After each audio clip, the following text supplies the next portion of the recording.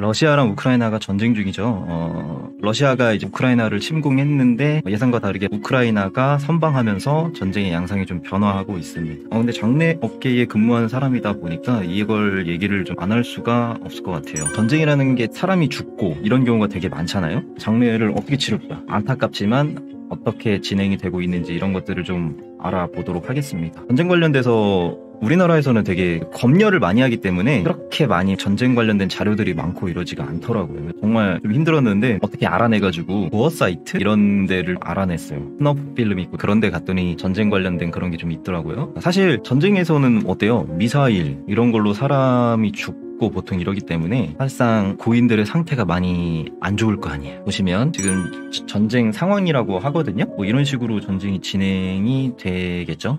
저 안에 트럭 안에 있는 사람은 얼마나, 지금 제가 가지고 온 거는 그냥 일반적인 상황을, 지금 민가에도 일반적인 상황을 그냥 뭐랄까 제가 검열을 한 거죠. 한번 해가지고 편집을 해서 지금 영상을 본 건데 지금 이런 거 헬기 같은 것들 보면은 날아가다가 이게 뭐 대공미사일 같은 건가? 그냥 산산조각 나버리죠. 안에 계시던 분은 그냥 즉사죠, 즉사. 이게 참 민간인들한테도 영상 보니까 뭐 민간인들한테도 쏘고 이런 게 되게 많더라고요.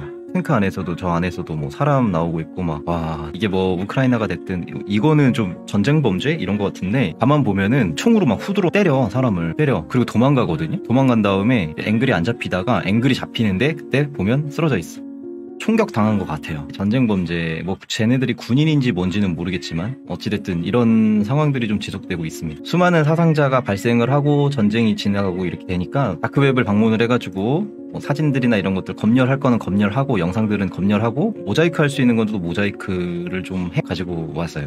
지금 상황이 보면은 그 전에 모자이크를 했긴 하지만 조금은 글쎄요, 저 같은 사람은 사실 그 스나프 필름이라는 거 있잖아요. 그거 봤을 때 좀 불쾌하고 이렇긴 하겠지만 일반인들이랑 받아들이는 건 다르겠지. 우리가 맨날 보는 게 시신이고 이런 경우니까 조금 심하게 교통사고 당한 그런 고인들 같은 약간 그런 상태, 안 좋았던 그런 상태인데 그런 거 되게 좋아하시는 그런 사람들이 있나 봐요. 수요가 있으니까 그런 사이트가 운영이 되겠죠. 그래서 우연치 않게 찾아봤었고 보니까 요 정도는 모자이크해서 좀 올릴 수 있겠다 싶은 것들을 좀 올리고 할 거예요. 본 사진들, 이 고인들 돌아가신 분들인데 지금 상황이 어떤 상황이냐면 누워 계신 분은 살아계신 분이잖아요. 이 누워 계신 분이 총항이랑 뭐 미사일 같은 게 막 빗발치는 그 현장 한가운데 있었어. 쓰러져서 못 움직이니까 다른 군인 2명이 옆으로 이렇게 치워준 거예요. 근데 옆에는 돌아가신 분들이 이미 있는, 시신이 된 상태로 있는 그런 상황이었는데 일반적인 상황이면은 그러니까 옆으로 돌아봤을 때 시체잖아요. 시체가 두 구가 있는데 그런 상황이면은 사실 당황하고 무섭고 약간 이럴 것 같은데 이 사람은 익숙한 거지. 업계에 일하는 사람도 아닐 거고 그냥 군인, 20대 30대 되게 젊은 군인인 사람이 전쟁터에 끌려가지고 화도 많이 보겠지. 제가 봤던 영상들 다 보면은 이 도와준 이 사람들도 되게 지금 쓰러져 있는 이분을 끌어가지고 살려준 거잖아. 따지고 보면은 그런 사람들도 되게 좀 덤덤하게 그냥 이렇게 하더라고. 그리고 대다수의 영상들에서 다들 그냥 아무렇지도 않아 해. 그리고 정말 잔인한 스너프 필름 같은 거를 좀 보면은 이미 죽어있는 시신에다가 뭔가 행위를 한다든지 확인 사살을 하고 막 이런 것들이 되게 많았어.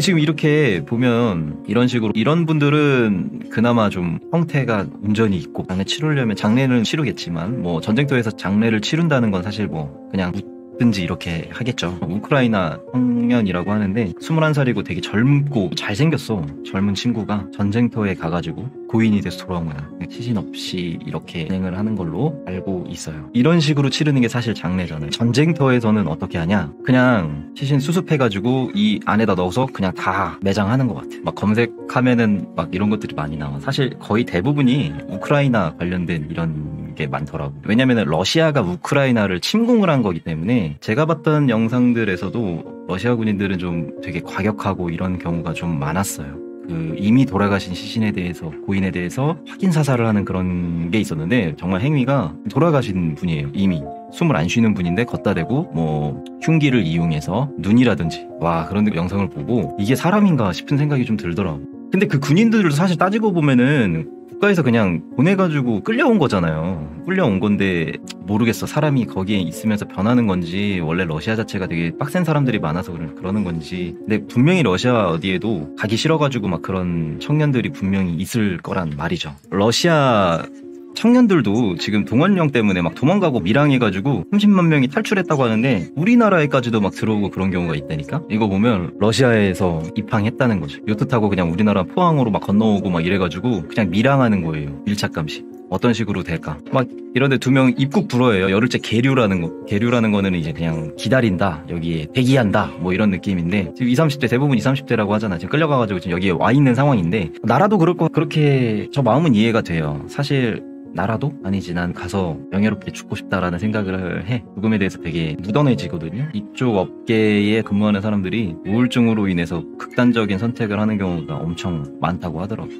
결론적으로 좀 돌아와서 얘기를 하면은 이렇게 도망가고 이런 사람들도 많다 그런 상황이에요. 근데 오늘 사실 얘기하려고 했던 건 러시아 장례식장 상황인 거잖아.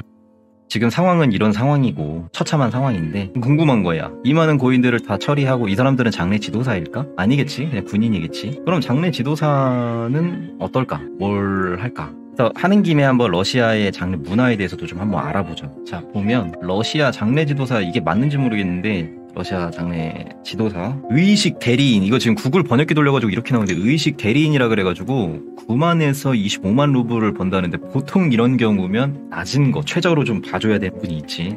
보면 9만 루블이면은 한국 돈으로 200만 원 정도 되는 것 같아. 설마 연봉은 아니겠지. 이거는 정확한 건 아니니까 전문가도 아니고 제가 모르니까 한번 확인해 보시고. 러시아 장례 문화는 보면 길어.